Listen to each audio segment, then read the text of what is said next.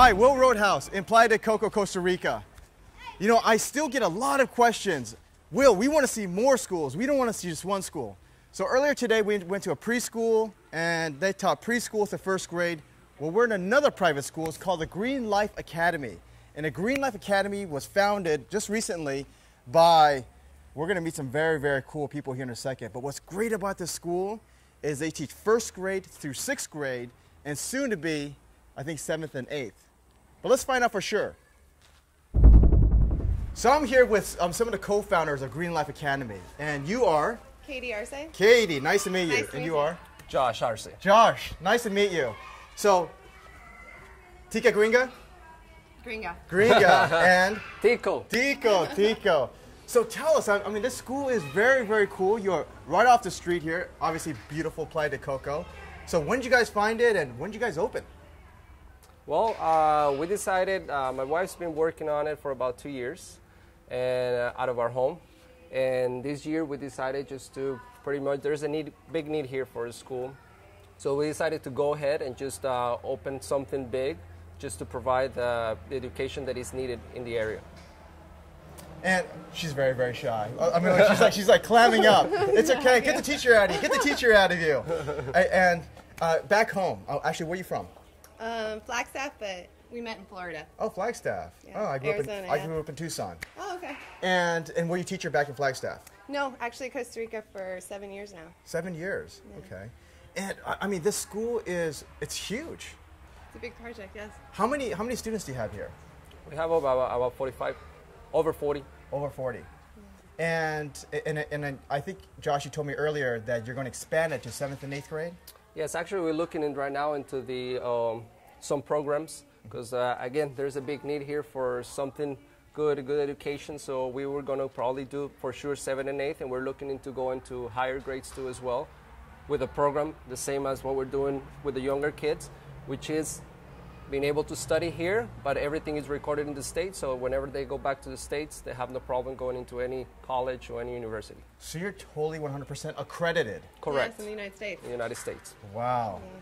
And another very cool thing, because I spoke to a lot of parents, and I know we're going to get to interview another parent here just here in a bit, and it seems like one of the parents love the fact that their children are going to be immersed in the Costa Rican culture and come out speaking fluent Spanish.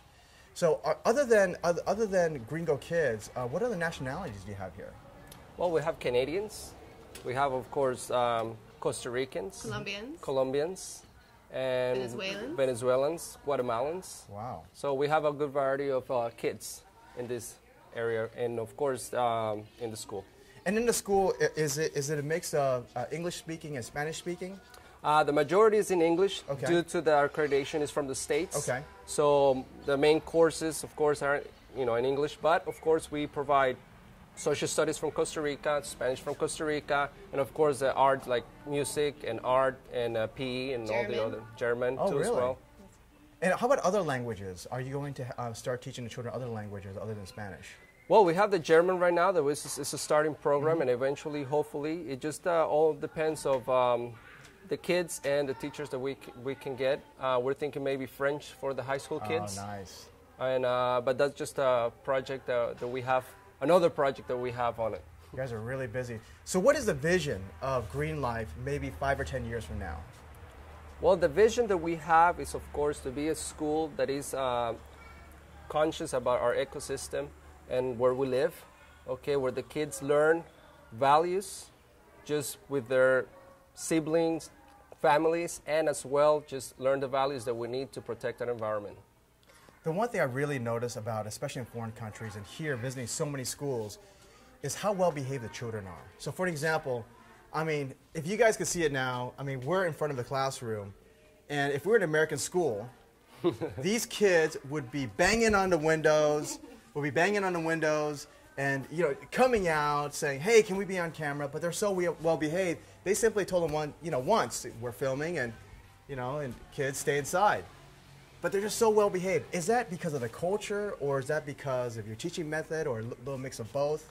Well, a little mix of both. The Costa Rican culture is very passive, naturally, so that helps. But of course, depending too as well as how you teach them. With the little kids, same thing. You got to teach them a program where they know when they go to the reading corner, They need to sit down, they need to listen, and it's just like a process. So as they get older, they just follow it, and they know when to be respectful, when they need to be in place in a certain times. Teaching them manners. I think that's something we're really missing back home, is manners. I mean, there are little toddlers I've seen that call their parents by their first name.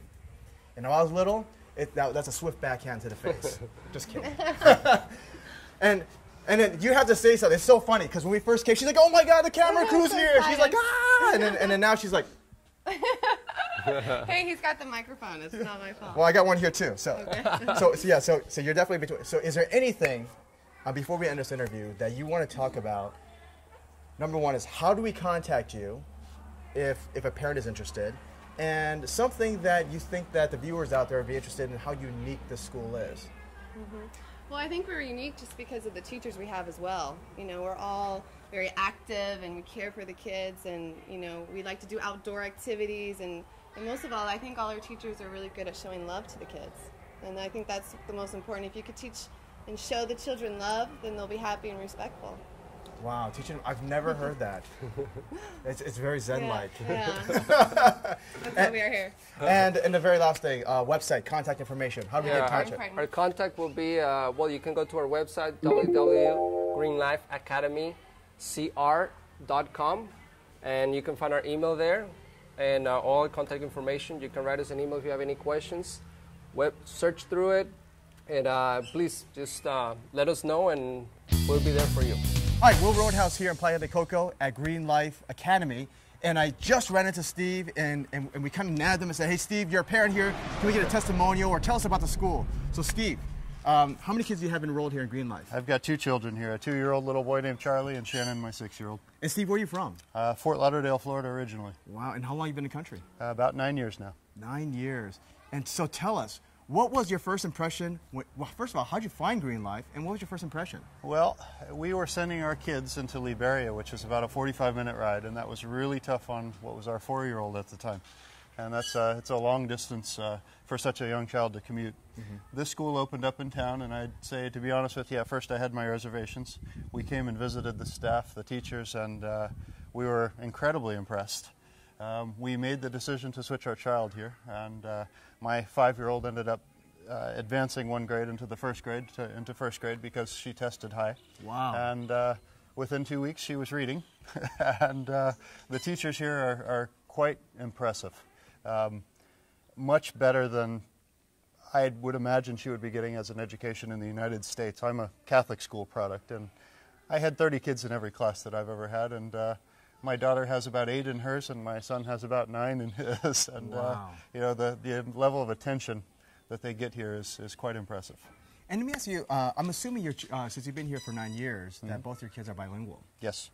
And how is that? Have you noticed? Is that pretty important for parents to live here?